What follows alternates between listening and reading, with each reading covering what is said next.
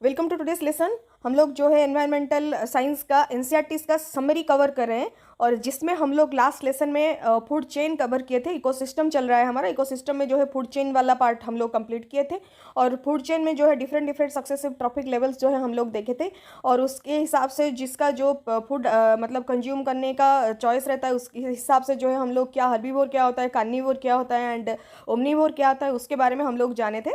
तो आज फिर वहाँ से कंटिन्यू करते हैं। लास्ट लेसन में ये भी डिस्कस किया गया था कि फूड चेन को अगर हम लोग अच्छी तरह से समझ लेते हैं एंड ट्रॉफिक लेवल्स को अगर अच्छी तरह से समझते हैं तभी जाके हम लोग जो है फूड वेब में हमारा जो है कॉम्प्लिकेशन नहीं रहेगा, कोई भी डाउट नहीं रहेगा। तो आशा करती हूँ कि आप लोग अच्छी तरह से रिवाइज किए होंगे, तभी हम लोग जो है फूड वेब बहुत ही क्लियरली समझ पाएंगे। काफ़ी कुछ उसमें जो है हमें फंडामेंटल से ही रिलेटेड चीज़ें देखने को मिलेगा। तो चलिए चलते हैं। यहाँ पे थोड़ा सा दो ही यहाँ पे फूड चेन दिखाया गया है एग्जाम्पल के तौर पे, तो थोड़ा सा उसमें देख लेते हैं कि कौन सा मतलब प्राइमरी वाला स्टेज है और कौन सा सेकेंडरी स्टेज है। ये सब जो है स्टेजेस थोड़ा सा देख लेते हैं, फिर जो है आगे वाले टेक्स्ट में जाएंगे। तो ये है हमारा फूड चेन। तो इसमें जो है ग्रास है पहला स्टेज में, ग्रास जो कि ग्रीन ग्रास होता है। तो इसमें जो है क्लोरोफिल होता है, तो ये जो है अपना खाना खुद से प्रोड्यूस करता है, प्लांट का ही कैटेगरी है। तो ये जो है प्रोड्यूसर में जाता है और ये सनलाइट के प्रेजेंस में डे टाइम में खाना प्रोड्यूस करता है। तो ग्रास को कंज्यूम कौन करता है? तो हमारा फर्स्ट कंज्यूमर आ गया यहाँ पे, प्राइमरी कंज्यूमर आ गया कौन? Grass Hooper. ठीक है, भले ही ये कंज्यूमर है लेकिन ये खाता है किसको? ग्रास को। क्योंकि ये ग्रास को खाता है तो इसको हम लोग क्या बोल रहे हैं? हर्बीवोर को बोल रहे हैं। तो प्राइमरी कंज्यूमर हो गया ये, और ये जो है हर्ब्स को लेता है इसीलिए हर्बीवोर्स हो गया। ये दो स्टेज में कौन आता है? ग्रास हुपर आता है। फिर नेक्स्ट स्टेज में क्या आता है? टोड। टोड जो है ये सेकेंडरी कंज्यूमर है। सेकेंडरी कंज्यूमर होते हुए भी ये क्या है? कार्निवोर है, ये हर्बीवोर नहीं है, क्योंकि ये खाता क्या है? ग्रास हुपर को, ना कि हर को। ठीक है, तो हर को नहीं खाता, ये ग्रास हुपर को खाता है। इसके वजह से इसको क्या बोल रहे हैं हम लोग? कार्निवोर बोल रहे हैं, कोई एनिमल को खा रहा है। ठीक है, और यहाँ पे फिर नेक्स्ट स्टेज में हम लोग देखेंगे किसको? स्नेक को। स्नेक किसको खाता है? टोड को खाता है या फिर फ्रॉग को खाता है। तो ये कौन होता है? टर्सियरी कंज्यूमर, थर्ड डिग्री में आया तो टर्सियरी कंज्यूमर हो गया। फिर जो है स्नेक को कौन खाता है? स्नेक को कौन कंज्यूम करता है? हॉग, ये चील जैसा बड़ा सा पक्षी है ना, ये जो है स्नेक को कंज्यूम करता है। तो इसको हम लोग क्या बोल रहे हैं? Quaternary consumer. तो ये स्नेक के बाद आता है, ये क्वाटरनरी कंज्यूमर होता है। और इसके बाद क्या होता है? ये जो हॉग मर जाता है तो इसके बाद जो है ये डिकम्पोज होता है by the help of decomposers, और इससे जो है साइकिल हमारा खत्म होता है। डिकम्पोज होने के बाद फिर से जो है ये मिट्टी में मिलने के बाद फिर से प्लांट के द्वारा जो है कंज्यूम किया जाता है और फिर से जो है ये साइकिल ऐसे चलता रहता है। ठीक है, तो ये था हमारा फूड चेन का जो साइकिल था। अभी हम लोग जो है नेक्स्ट लेसन के तरफ जाएंगे, ट्रॉफिक लेवल जिसका नाम है। तो ट्रॉफिक लेवल में क्या है, थोड़ा सा टेक्स्ट के हिसाब से देख लेते हैं पहले, फिर जो है वन बाय वन एक्सप्लेन करते हुए जाएंगे। तो trophic level, the trophic level of an organism is the position it occupies in a food chain. ठीक है, तो ट्रॉफिक लेवल क्या होता है? बेसिकली ये होता है कि एक पोजीशन होता है एक फूड चेन में। ठीक है, तो एक ऑर्गेनिज्म जो है, कोई भी ऑर्गेनिज्म है एक फूड चेन में जो पोजीशन ऑक्यूपाई करता है या फिर जो पोजीशन में रहता है उसके हिसाब से जो है हम लोग ट्रॉफिक लेवल बोलते हैं। Food chain starts at trophic level 1 with primary producer, move to herbivore और omnivore at level 2, carnivore at level 3 and finish with apex predators at level 4 and 5। ठीक है, तो ये जो है हमारा फूड चेन जो है स्टार्ट होता है ट्रॉफिक लेवल 1 से, जिसमें कौन आता है? हमारा प्राइमरी आता है। प्राइमरी कौन होता है? प्रोड्यूसर होता है। प्रोड्यूसर को कौन खाता है? हर्बीवोर होता है, क्योंकि ये हर के ऊपर डिपेंडेंट है तो हर्बीवोर बोला जाता है। फिर जाता है एनिमल को भी खाएगा, और एक हर्बीवोर यानी कि कोई एक एनिमल है जिसको ये खाएगा, और ओमनीवोर खाएगा और प्रोड्यूसर को भी खाएगा। ठीक है, तो ये जो है उसके बाद यहाँ पे थोड़ा सा देखिए समझने की बात है। देखिए, हर्बीवोर जो है एक एनिमल होता है। ठीक है, हर्बीवोर के स्टेज में एक ओमनीवोर नहीं रह सकता, क्योंकि हर्बीवोर से पहले ऑब्वियसली कौन रहता है? प्लांट ही रहता है। तो यहाँ पे ओमनीवोर अगर एग्जिस्ट करता है तो ये प्लांट खाएगा ना, इससे पहले तो प्लांट ही है तो प्लांट ही खा सकता है, लेकिन एक एनिमल नहीं खा सकता है। ठीक है, तो ये जो है अगर फूड वेव है तो उसमें एग्जिस्ट करता है, लेकिन फूड चेन में ये जो है लेवल 2 में एग्जिस्ट नहीं कर सकता है। ठीक है, फिर जो है ओमनीवोर आया, ओमनीवोर आते आते थर्ड लेवल हो जाता है। फिर आता है हमारा कार्निवोर एट लेवल 3 या फिर लेवल 4 हो गया, या फिर लेवल 3 भी हो सकता है, क्योंकि लेवल 2 में जो है हर्बीवोर रह जाता है तो कार्निवोर एट लेवल 3 आता है। फिर उसके बाद जो है लेवल 4 एंड 5 आते हैं, ऊपर तक जाते जाते लेवल 5 हो जाता है, जो कि हमारा 5th कंज्यूमर होता है। ठीक है, तो इस तरह से जो है हमारा सक्सेसिव लेवल देखने को मिलता है, ट्रॉफिक लेवल्स देखने को मिलता है। ये जो स्टेजेस है उसी को ही हम लोग जो है ट्रॉफिक लेवल बोलते हैं। पॉइंट क्या है? The food chain occurs on land as well as in water, few examples are. तो जिस तरह से हम लैंड के ऊपर देखते हैं हमारा फूड चेन एग्जिस्ट करता है, उस तरह से जो है पानी के अंदर भी हमारा फूड चेन एग्जिस्ट करता है। तो किस तरह से, थोड़ा सा एग्जाम्पल देख लेते हैं, बेटर आइडिया आ जाएगा। तो ये जो है प्रोड्यूसर कैसे, ये हम पहले लैंड के ऊपर देख लेते हैं, फिर जो है हम लोग जो है पानी के अंदर देख लेंगे, ठीक है। तो लैंड में जो है ग्रास है, पहला जो है हमारा प्रोड्यूसर है, स्टेज में आता है, पहली स्टेज में आता है हमारा प्रोड्यूसर।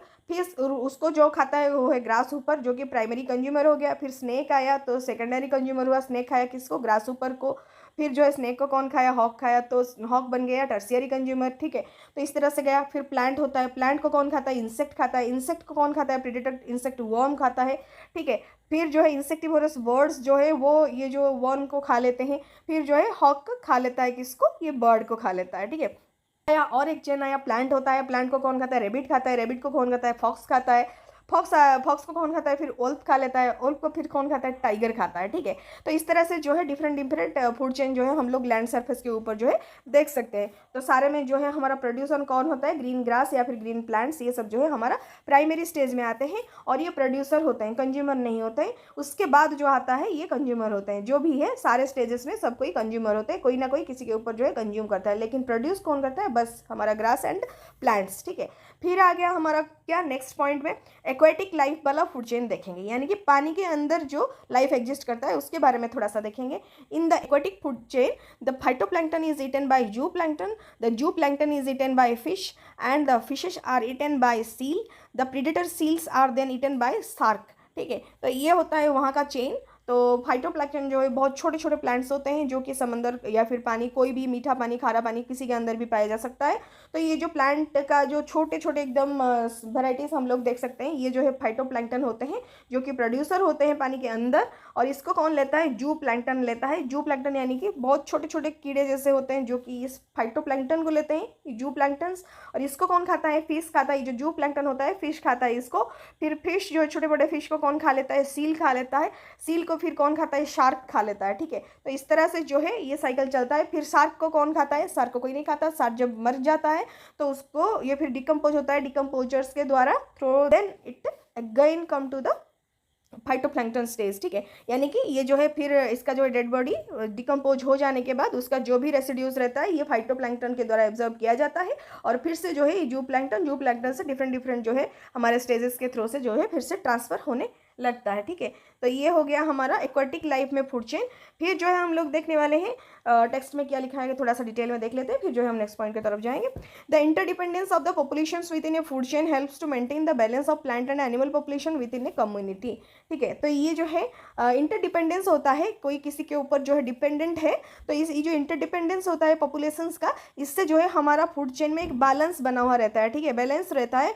और इसके थ्रू से जो है पॉपुलेशन उनका जो है वो भी बैलेंस्ड रहता है, कोई जो है ज़्यादा नहीं हो जाता, कोई जो है ज़्यादा कम नहीं हो जाता, सबका जो है एक बैलेंस बना हुआ रहता है।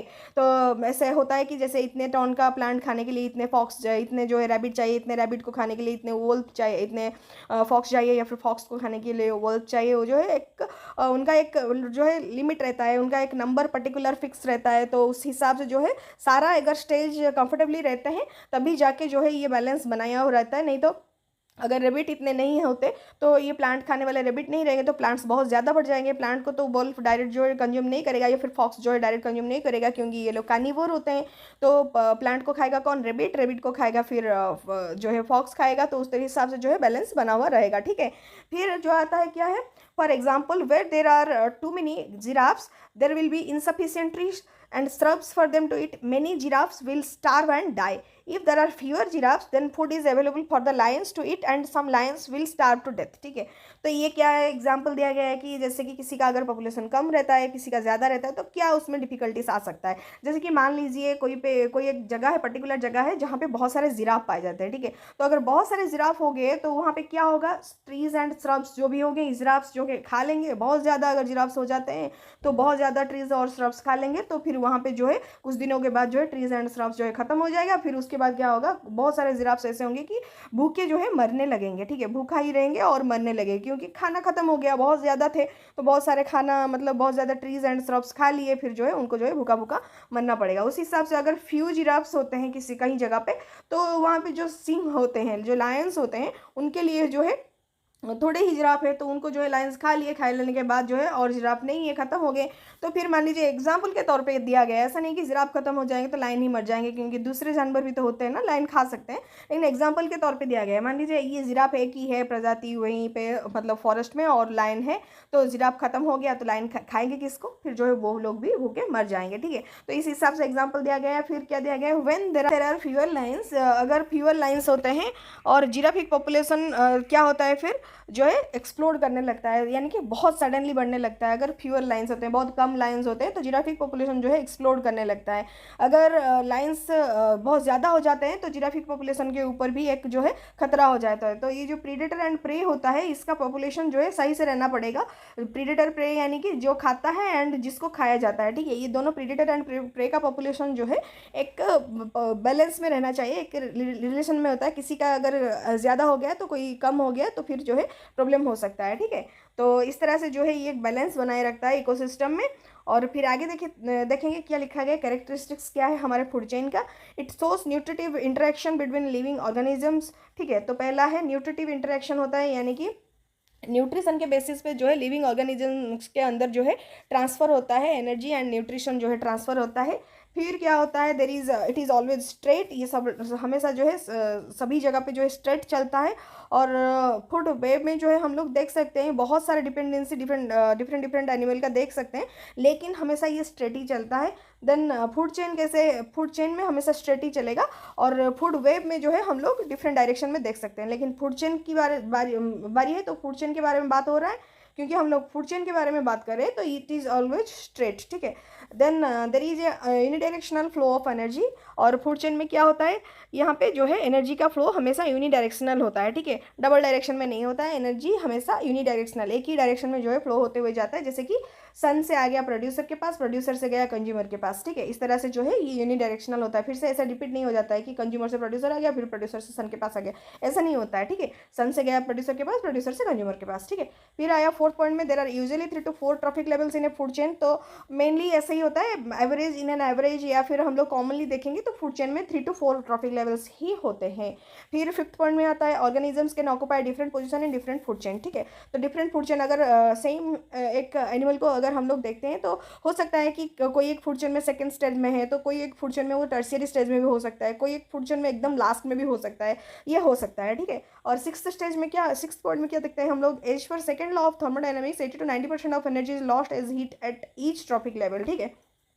यानी कि हम लोग अगर फूड चेन में एक एक ट्रॉफिक लेवल ऊपर तक जाएंगे, तो हर एक ट्रांसफ़र के हिसाब से हर एक एनर्जी हम लोग हर एक स्टेज में जैसे जैसे ऊपर तक जाएंगे, हर एक स्टेज में जो है हम लोग 80 to 90% एनर्जी जो है लॉस करते हुए जाएंगे इन टर्म्स ऑफ हीट, ठीक है। तो मान लीजिए प्रोड्यूसर से हम लोग अगर जाते हैं फर्स्ट, यानी कि फर्स्ट कंज्यूमर यानी कि प्राइमरी कंज्यूमर तक, यानी कि हर्बीवोर तक जाते हैं, तो यहाँ पे 90% ऑफ एनर्जी जो है लॉस हो जाता है as per the rule of thermodynamics.